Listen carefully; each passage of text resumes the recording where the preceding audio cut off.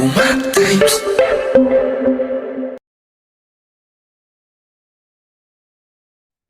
Hola, buenos días a todos. Soy Sebastián Herrera, médico internista y reumatólogo, y soy el coordinador de Reuma Times. Les quiero dar la bienvenida al noveno simposio Reuma Times, donde estaremos haciendo el cubrimiento del Congreso del Colegio Americano de Reumatología 2023, ACR Convergence. Este es el video de los top 10 abstracts, donde a mi parecer traigo el top 10 o los top 10 resúmenes que van a ser presentados en este Congreso.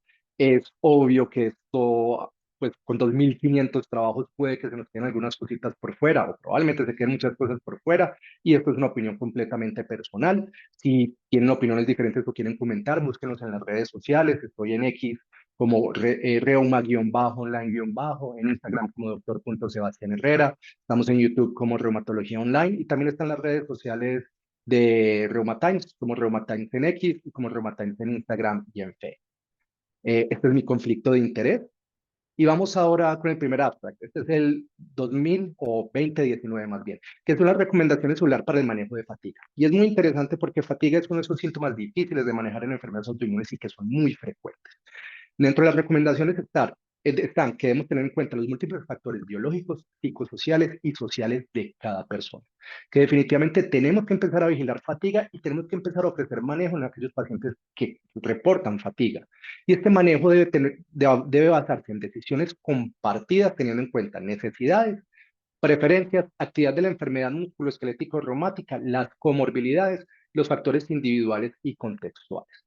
Definitivamente lo que más evidencia tiene para manejo de fatiga es actividad física y psicoeducación. Entonces siempre se debe ofrecer y debemos intentar adaptarlo a nuestros pacientes. Entonces esto es obvio, probablemente nos tenemos que apoyar en un manejo multidisciplinario y tener en cuenta que siempre que haya queja de fatiga o cambios en la queja de fatiga, debemos tener en cuenta que se debe evaluar si hay actividad inflamatoria no controlada y en caso de no haberlo, ajustarlo, porque el control de la enfermedad inflamatoria nos puede impactar de forma positiva el manejo de la fatiga. Pasemos al segundo abstract, el 1648. Estas son las recomendaciones celular para el uso de imágenes en vasculitis de grandes vasos con actualización al 2023. Entonces, para arteritis de células gigantes, dice que todos los pacientes deberían tener una imagen temprana para apoyar el diagnóstico. Que estas imágenes deben realizarse por una persona que tenga experticia y que no debe retrasar el manejo oportuno. Entonces, si se va a hacer ultrasonografía, debe ser arterias craneanas y axilar como mínimo, y es una persona que esté entrenada y experticia para esto. Si se va a hacer un PET o una resonancia magnética, debe ser alguien que tenga la experiencia para interpretar. Hay que tener en cuenta que una persona con alta sospecha clínica y una imagen compatible no requeriría mayores estudios adicionales como una biopsia para confirmar el diagnóstico, y a su vez una persona con una baja sospecha y una imagen negativa no requeriría estudios adicionales para descartar el diagnóstico.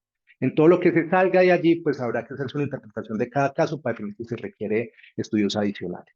La primera modalidad de estudio en arteritis de células gigantes debería ser ultrasonografía de la arteria temporal y la axila, si está disponible, hay una persona con la experticia para hacerlo. Si no, alternativa sería resonancia magnética o PCT con 18 fluorodeoxiglucosa de arterias craneales. Para extracraneales, desafortunadamente la ultrasonografía no tiene un buen acceso, una buena visualización de la aorta torácica, y por lo cual se prefiere el PCT o la resonancia magnética o el angio-TAC en caso de que el otro no esté disponible. Para Takayasuo, arteritis de Takayasuo, la resonancia magnética sería la primera opción, sobre todo porque hay una mayor frecuencia de compromiso de grandes vasos. Las craneanas usualmente no son tan frecuentes como la arteritis de células gigantes, y otras opciones serían el PCT, el TAC o la ultrasonografía, teniendo en cuenta sus limitaciones desde el punto de vista de circulación torácica. Ya la angiografía convencional no se recomienda como una opción para el diagnóstico, y si un paciente está en remisión clínica y paraclínica, no se recomienda una imagen de RT. Continuemos con el abstract 1719, y esto es muy interesante, una correlación entre los cambios de osteitis, los cambios microestructurales en artritis reumatoide y el papel de la señalización de las vías de Armstrong. ¿Y qué se encuentra? Pues tenemos ya que en imágenes, sobre todo por CT de alta resolución, la osteitis y los cambios microestructurales del hueso son los signos tempranos de artritis y predicen la aparición de erosiones en estos sitios. El tratamiento con inhibidores de JAK-STAT, en este caso, pues con baricitinib, se ha demostrado inhibir estos cambios tempranos. Y en este modelo múrido, la administración de baricitinib suprimía los cambios de osteitis y microestructurales en este modelo animal. al parecer reduciendo las células progenitoras granulocíticas monocíticas, los monocitos y los precursores de osteoclastos en estos sitios de cambio de microestructura y osteitis. Y todo esto parece ser empujado por el impacto sobre el factor estimulante de colonias granulocíticas monocíticas. Entonces va a ser muy interesante cómo esto se podría traducir a la clínica en cuanto a este efecto benéfico sobre la, entre comillas, prevención de aparición de erosiones, que ya no es solamente algo clínico que tenemos por los ensayos clínicos, sino como lo explicamos desde la parte de base. Continuamos con el abstract 0538. Estamos ya buscando definiciones para de espondiloartritis axial difícil de tratar. Todo esto tomándose pues como experiencia las definiciones que se han sacado para artritis reumatoide de difícil tratamiento. Y en esta corte se encuentran pacientes clasificados como espondiloartritis axial difícil de tratar. Y en esto se encuentran que un mayor puntaje de las preguntas de dolor y rigidez matinal en el BASDAI, un mayor corteo articular, y un peor puntaje tanto en la valoración global del médico o del paciente, tiene una mayor probabilidad de asociarse a pacientes con espondiloartritis axial difícil de tratar. Y que tienen un mayor puntaje ASDAS-BASDAI, un mayor PCR-BCG a 6 meses, predice ser clasificado como una artritis, como una espondiloartritis axial de difícil tratamiento. Adicionalmente, estos pacientes tienen una mayor frecuencia de predictores de pobre respuesta, como tabaquismo y HLA-B27 negativo. Entonces, ojo, BASDAI mayor de 4 a 6 meses de tratamiento y una edad mayor de 44 años, al menos acá en el análisis de multivariables, se asoció también a espondiloartritis axial difícil de tratar y debemos estar pendientes de estos factores de mal pronóstico para ver qué podemos corregir, como el tabaquismo, y adicionalmente intentar buscar ese diagnóstico temprano antes de los 44 años y buscar llevar un paciente a un BASDAI menor de 4 antes de los 6 meses. Continuamos con otro abstract, el 2422, y este es como la resonancia magnética refleja la actividad de artritis de células gigantes. Esto es experiencia del ensayo clínico Gusto, y esto es para tener en cuenta que la normalización de señal en resonancia magnética en artritis de células gigantes toma tiempo, y es lo que nos tenemos que llevar para la casa. En estos pacientes hubo cambio en la señal de vasos craneales a la semana 52 de tratamiento, o sea que el cambio es tardío. Las señales de grandes vasos y hallazgos de polimialgia reumática tendrían a persistir, a pesar del paciente estar clasificado como remisión clínica y paraclínica. Entonces, estos primeros cambios de remisión de actividad vasculítica en arterias craneales toman más de 24 semanas. O sea, toma más tiempo que la resolución de síntomas y de clínica. Y es más o menos el mismo tiempo que se ha visto que toman los cambios de grosor de íntima media en ultrasonografía. Entonces, no se nos puede olvidar, la imagen por resonancia magnética puede ser útil, sobre todo desde el punto de vista de arterias craneales, para hacer seguimiento de actividad, pero debemos tener en cuenta que toma tiempo en aparecer y que es mucho más importante la clínica y los reactantes de fase aguda. El abstract 2480, muy interesante, la definición de recaída, flare, brote, como uno lo quiera llamar, de artritis reumatoide basados en SDAI y CDAI. Esto es importante porque no hay una definición estándar aceptada en la literatura para lo que es una recaída o un brote de artritis reumatoide. Y esto va a ser interesante para la parte de ensayos clínicos y seguimiento.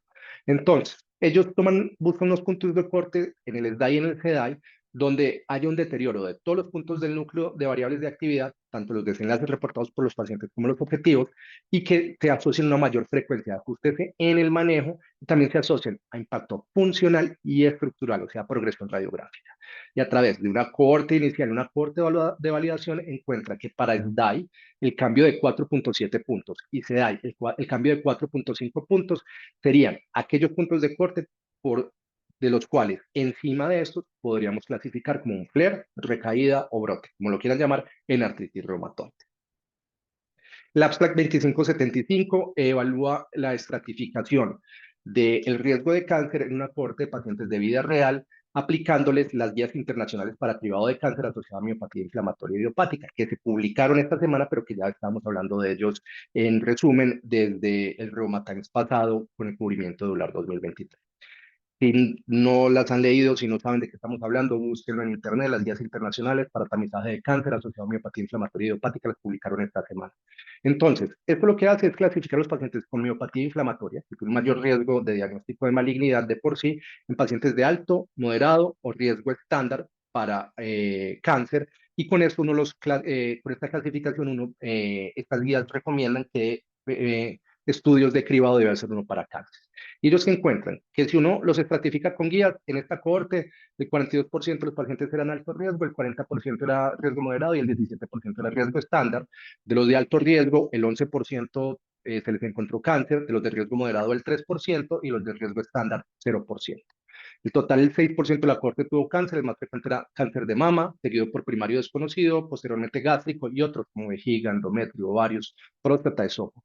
¿Para qué es interesante esto? Primero, nunca se nos debe olvidar los cánceres más frecuentes en enfermedad inflamatoria, en miopatía inflamatoria idiopática. Y lo segundo es que sí deberíamos estar aplicando esta estratificación de riesgo para dirigir estudios, porque sí parece ser una buena estratificación, viendo cómo aquellos que tenían más riesgo tenían una mayor frecuencia de cáncer cuando se aplicaban estas guías. Entonces, a buscarlas, a leerlas y a repasar. El abstract 0020 es muy interesante, algo cortico. Ellos hacen un estudio del proteoma inflamatorio en síndrome de Sjögren buscando biomarcadores y subgrupos clínicos. Ellos que encuentran, dividen los pacientes en tres subgrupos según los biomarcadores, que lo pueden ir a buscar. Esto está en abierto en el archivo de abstract del Congreso y encuentran que el grupo 3 es el que menor prevalencia de síntomas tiene, que tiene unos biomarcadores diferentes al grupo 2 y al grupo 1, y el grupo 1, que también tiene unos biomarcadores diferentes, tanto de proteoma inflamatorio como de marcadores de quimiotaxis y citoquinas preinflamatorias, y en este grupo encuentran un mayor SDAI, un menor puntaje del SF36 físico, una mayor frecuencia de artritis, enfermedad pulmonar intersticial y úlceras abdominales. Esto quiere decir que definitivamente en síndrome de Sjögren, como ya sabemos desde la clínica, hay subgrupos, y estos subgrupos, sobre todo aquellos con peor pronóstico y mayor frecuencia de manifestaciones extraglandulares, van a tener un patrón de biomarcadores diferente a los otros grupos que no los presentan, y esto podría ser importante a futuro para identificar a estos pacientes y, por así decirlo, afinar las estrategias de seguimiento.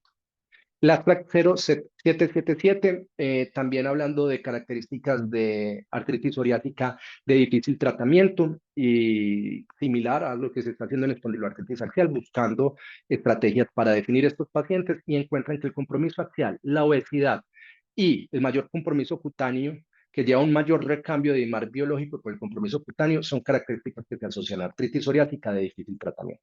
Pues tener en cuenta estas características para ver qué pacientes van a tener un pronóstico diferente y probablemente van a ser seguidos de una forma diferente y van a tener una mayor intensificación del tratamiento, o cositas que lo van a llevar a uno para escoger uno u otro medicamento teniendo en cuenta las características del paciente.